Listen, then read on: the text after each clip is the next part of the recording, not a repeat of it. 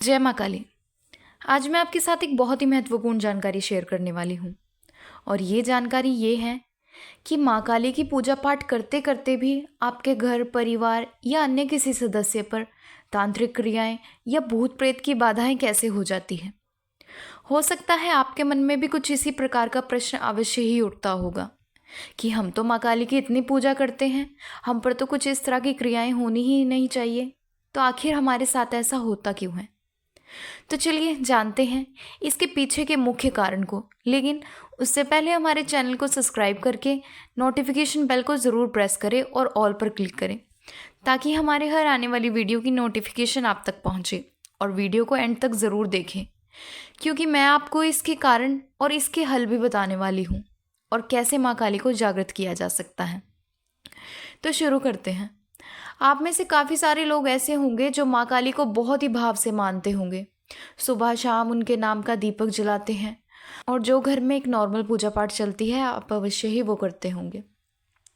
फिर ऐसे में आप पर कहीं बाहर से या आपके किसी दुश्मन के द्वारा आपकी सफलता या खुशी को देखकर आप पर कोई बुरी शक्तियाँ या तांत्रिक क्रियाएं आदि करवा देते हैं। आप पर उसका असर भी होने लग जाता है। फिर आपके मन में सबसे पहला प्रश्न यही उठता है कि ऐसा कैसे हुआ। हम तो माँ काली की पूजा करते हैं, जो स्वयं कालों की भी काल है, भूत प्रेत भी जिनके आगे नतमस्तक हो जाते हैं। फिर हमारे ऊपर तांत्रिक क्रियाएं कैसे हो गई। फिर आप ऐसे में किसी भक्त या चौकी दरबार पर जाने लगते हैं।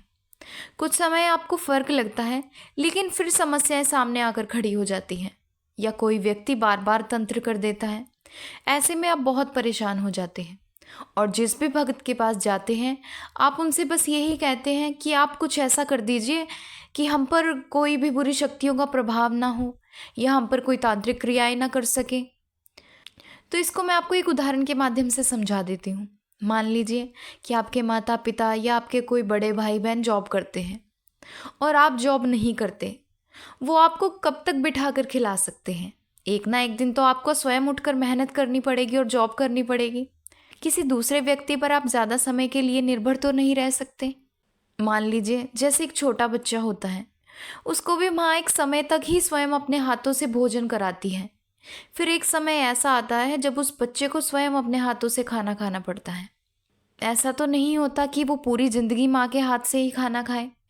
तो उसी प्रकार जब आप पर कोई नेगेटिव शक्तियाँ या भूत प्रेत भेजे जाते हैं, तो एक भक्त या साधक उसको कुछ समय के लिए इलाज ज़रूर कर सकता है, लेकिन उसका कभी परमानेंट इलाज नहीं हो सकता। परमानेंट इलाज केवल तभी संभव हो सकता है जब आप स्वयं कोई कार्य करें। लेकिन अगर आप सोचते हैं कि हम माँ काली को बहुत भाव से मानते हैं या उनके नाम का दीपक जलाते हैं, तो मैं आपको एक बात समझा देती हूँ कि इन कार्यों से आप सोचते हैं कि आपके घर की नेगेटिविटी हट जाए या आप पर कोई तंत्र क्रिया ना करे, तो ऐसा संभव नहीं है। क्योंकि अगर आप अपने घर की हर प्रकार से सुरक्षा चाहते हैं, ताकि किसी का कोई किया कराया भूत प्रेत बाधा आप पर या आपके घर परिवार पर अपना कोई असर ना डाल पाए, तो उसके लिए आपको माँ काली की पूजा में भाव के साथ साथ कुछ विशेष कार्यों को भी करना होगा, जिनसे माँ काली स्वयं आपके घर की रक्षा करेगी। जैसे मान लीजिए आपके पास कोई फ़ोन तो है जो सही तरह से कार्य भी करता है, लेकिन उसकी बैटरी ख़त्म है, तो वो आपके किसी काम का नहीं होगा, चाहे वो फ़ोन कितना भी अच्छा या कितना भी महंगा क्यों ना हो। जब तक वो चार्ज नहीं है तब तक आप उससे कोई कार्य नहीं ले पाएंगे। उसी तरह माँ काली आपके घर में तो है, लेकिन जब तक आप माँ काली को जागृत नहीं करते, माँ काली आपकी या आपके परिवार की रक्षा नहीं कर पाएंगी। उनमें शक्ति तो इतनी है जिनका हमारे लिए अंदाज़ा लगाना भी असंभव है, लेकिन हमने उनको कितना जागृत किया है।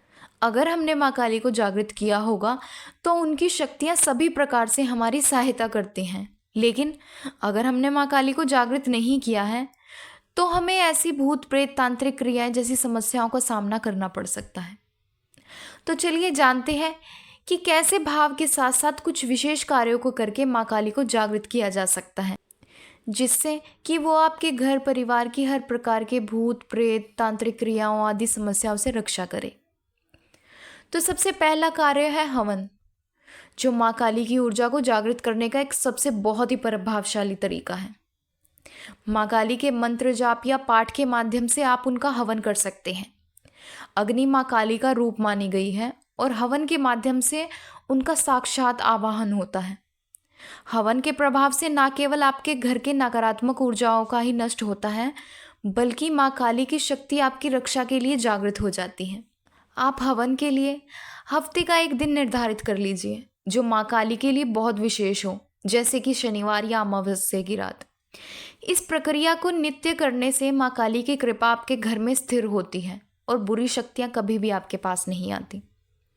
तो इस प्रकार कोशिश कीजिए कि आप हर हफ्ते माँ का हवन कर सके।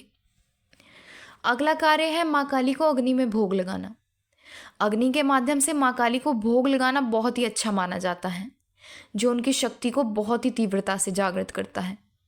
माँ काली के लिए आप जो भी भोग बनाते हैं, जैसे खीर, मीठी रोटी, हलवा, पूरी, लौंग, बतासे, मिठाई या अन्य कोई प्रसाद, उसका एक छोटा सा हिस्सा कपूर या अंग्यारी पर चढ़ाकर अग्नि में समर्पित करें।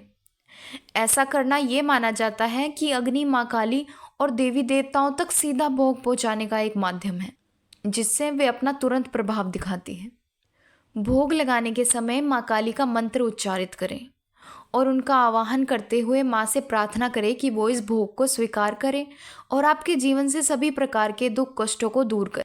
भोग के माध्यम से माँ काली की शक्ति आपके आसपास की सभी प्रकार की नकारात्मक शक्तियों को दूर कर देती हैं और माँ काली अपनी रक्षा शक्ति को आपके घर में स्थिर करती है। अब चलते हैं अगले कार्य की तरफ। अगला कार्य केवल उन्हीं व्यक्तियों के लिए है जिनकी कुलदेवी माँ काली है। अगर माँ काली आपकी कुलदेवी है तो उनका आवाहन करने के लिए शाम के समय घर के मुख्य दरवाजे की चौखट पर सरसों के तेल का दीपक जलाएं। ये दीपक घर के अंदर से बाहर की ओर आपके सीधे हाथ की तरफ जलाया जाएगा। यानी जब आप घर से बाहर जाते हैं तो जिस ओर आपका राइट हैंड यानी कि आपका सीधा हाथ हो, उसी सीधे हाथ की तरफ आप घर के मुख्य दरवाजे की चौखट पर एक सरसों के तेल का दीपक कुलदेवी के नाम का जलाएं। कुलदेवी आपके घर की रक्षा करती हैं और बुरी शक्तियों को आपके घर में प्रवेश नहीं होने देती। लेकिन एक बात का ज़रूर ख्याल रखें, अगर आपके घर में कुलदेवी नहीं है, केवल कुलदेवता है और माँ काली आपकी इष्ट है जिनको आप केवल भाव से मानते, तो ऐसे में आप दीपक मत जलाएं। अब देखते हैं अगला कार्य। अगला कार्य है माँ काली की साधना और जाप अनुष्ठान। माँ काली को जागृत करने के लिए एक छोटी साधना उठाना भी बहुत प्रभावी होता है। माँ काली की 1 दिन, 3 दिन या 11, 21, 41 दिन की साधना शुरू करें। उनका मंत्र जाप, माँ काली के मंत्रों का एक निर्धारित संख्या में जाप करना माँ को जागृत करने का एक बहुत ही प्रभावशाली उपाय है। मंत्र जाप के समय माँ काली की प्रतिमा के समक्ष एक पवित्र दीपक जलाकर प्रार्थना करें। माँ काली के मंत्र जाप और उनका स्मरण उनकी शक्ति को आकर्षित करता है और उन्हें प्रसन्न करता है। अगर आप माँ काली की साधना को लगातार करते हैं तो माँ काली जागृत होती हैं और बुरी शक्तियों का प्रभाव को खत्म कर देती है। माँ काली को जागृत करने के लिए ये तरीके ना सिर्फ आपके जीवन को ही सुरक्षित करते हैं, बल्कि माँ काली की शक्ति और कृपा को भी आपके घर में स्थिर करते हैं। ऐसा करने से माँ काली स्वयं ही आपके ऊपर आने वाले हर संकटों का नाश करेगी। लेकिन इन सभी कार्यों को पूर्ण श्रद्धा और समर्पण के साथ करें। और अगर आप माँ काली के हवन विधि और उनको भोग लगाना या उनकी साधना कैसे की जाती है ये सब जानना चाहते हैं तो हमें कमेंट में ज़रूर बताएं। मैं वीडियो बनाने का प्रयास करूँगी। अगर ये जानकारी पसंद आए तो वीडियो को लाइक करें, शेयर करें और हमारे चैनल को सब्सक्राइब करके नोटिफिकेशन बेल को प्रेस करें ताकि हमारे हर आने वाले वीडियो की नोटिफिकेशन आप तक पहुँचे। तो चलिए मिलते हैं अगले वीडियो में एक नई जानकारी के साथ। जय माँ काली।